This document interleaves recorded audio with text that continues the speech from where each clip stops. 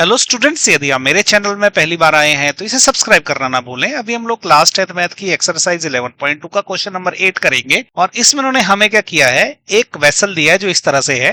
पहले इसका एक स्फेरिकल पार्ट है, उसके ऊपर एक सिलेंड्रिकल पार्ट रखा है जो कि इसका नेक है, और सिलेंड्रिकल पार्ट की जो हाइट है h वो 8 सेंटीमीटर दे के रखी है और सिलेंड्रिकल पार्ट का जो डायामीटर है वो 2 सेंटीमीटर दे रखा है। यहां से अगर सिलेंड्रिकल पार्ट की रेडियस निकालनी हो, जिसको मैंने नेक भी कहते हैं, तो आर नेक से डिनोट किया है मैंने, तो डायमीटर को 2 से डिवाइड करेंगे तो 1 सेंटीमीटर इसकी रेडियस आ जाएगी। स्फेरिकल पार्ट का जो डायमीटर है वो 8.5 सेंटीमीटर दे रखा है, तो स्फेरिकल पार्ट की जो रेडियस रहेगी इसको मैंने आर स्फीयर से डिनोट किया है। डायमीटर को 2 से डिवाइड करके 4.25 सेंटीमीटर आ गई है। अब इन्होंने बोला है कि इसका जो है हमने वॉल्यूम निकालना और देखना है कि वो 345 है या नहीं है, जो यहाँ पे लिखा है इन्होंने। तो अब हम क्या करेंगे, इसका वॉल्यूम कैसे निकालेंगे हम? सबसे पहले हम ये जो ऊपर का जो सिलेंड्रिकल पार्ट है ये ऐड करेंगे और उसमें इसका वॉल्यूम तो वो होता है पाई आर स्क्वायर एच, क्योंकि सिलेंडर के जो वॉल्यूम का फॉर्मूला होता है पाई आर स्क्वायर एच। तो आर जो है नेक वाली ली, क्योंकि ये नेक की रेडियस लेनी है हमने। और ये जो स्फेरिकल पार्ट का वॉल्यूम भी ऐड करेंगे, वो रहेगा 4/3 पाई आर क्यूब। तो आर जो है वो स्फेरिकल पार्ट के लिए। अब वैल्यूज पुट कर देंगे। इन्होंने यहाँ पे दिया है कि पाई जो हमने 3.14 लेना है, तो हमने पाई की वैल्यू 3.14 डाली है। आर नेक, हाइट और आर स्फेयर की वैल्यू जो है डाल दी है।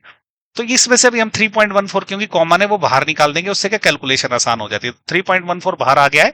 1 इंटू 1 इंटू 8 जो है वो 8 रह गया और बाकी वैल्यूज एज इट इज लिखिए। 3.14 बाहर निकल गया है कि 4 इंटू 4.25 होता है 17, और इन दोनों को मल्टीप्लाई करके जो है ये आ जाए। ये देखिए 4 इंटू 4.25 17 आ गया, इन दोनों को मल्टीप्लाई करके 18.0625 आया है। बाकी तो वैल्यूज एज इट इज है। अब क्या करेंगे, 18.0625 को 3 से हम डिवाइड कर देंगे तो वो आ जाएगा 6.0208।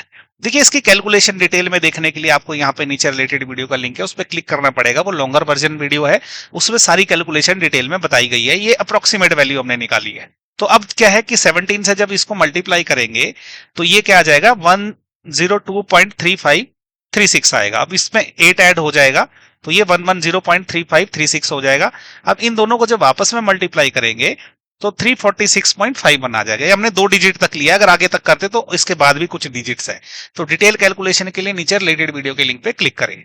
तो ये जो है ये इसका आंसर आ गया। अब इन्होंने बोला है कि हाँ, ये जो आंसर है जो 345 एक चाइल्ड ने निकाला था इसका पानी भर के इसके वॉल्यूम से, तो क्या ये इतना है? तो नहीं, ये इतना नहीं है, क्योंकि ये 345 है और हमारा 346 पॉइंट समथिंग आया है। तो हम लिखेंगे कि the volume 345 centimetre calculated by child is incorrect, the correct volume is 346.51। ये वैल्यू जो है कैलकुलेशन के हिसाब से थोड़ी थोड़ी अलग आती है सबकी, उसमें कोई प्रॉब्लम नहीं है। डिपेंड करता है आपने जो कितने डिजिट तक डेसिमल के ये जो वैल्यूज कैलकुलेट करी है।